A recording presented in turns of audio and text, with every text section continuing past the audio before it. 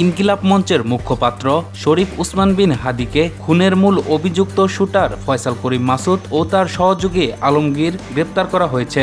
ভারতের পশ্চিমবঙ্গে তারা গ্রেপ্তার হয়েছেন।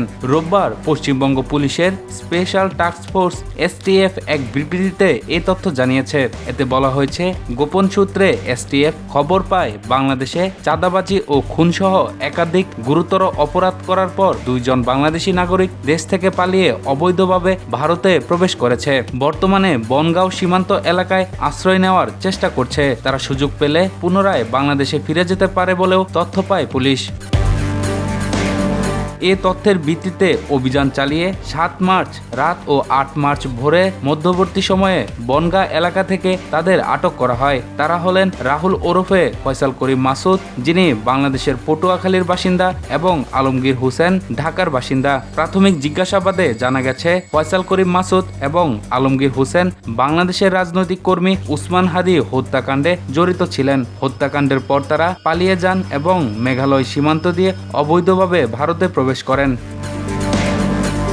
পরে ভারতের বিভিন্ন স্থান ঘুরে পশ্চিমবঙ্গের বনগাঁ এলাকায় আসেন এবং সেখান থেকে আবার বাংলাদেশে ফিরে যাওয়ার পরিকল্পনা করছিলেন। এই ঘটনায় মামলা হয়েছে।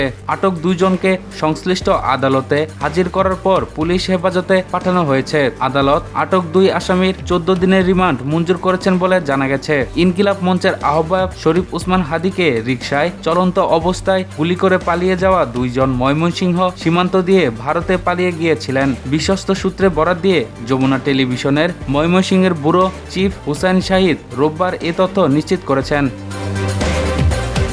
তিনি বলেন, ওই দুই শুটার ফয়সাল ও আলমগীর শুক্রবারই ময়মনসিংহের হালুয়াঘাট উপজেলার ভুটিয়াপাড়া সীমান্ত দিয়ে মোটরসাইকেল যোগে পালিয়ে গেছেন।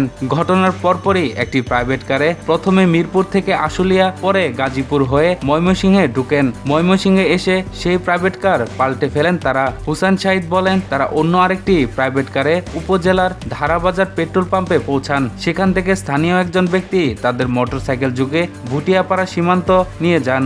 স্থানীয় ওই ব্যক্তিকে এখনো আটক করতে পারেনি পুলিশ। তবে সেই সীমান্ত এলাকায় অবস্থান করা অন্য যে দুইজন ছিল তাদের আটক করেছে পুলিশ। তাদের কাছ থেকে তথ্য সংগ্রহ করার চেষ্টা করা হচ্ছে। তিনি আরো বলেন, তাদের সীমান্ত পার করে ভারতে পাঠিয়ে দেওয়া হয় এবং পরে আরেকজন রিসিভ করে নিয়ে যায়।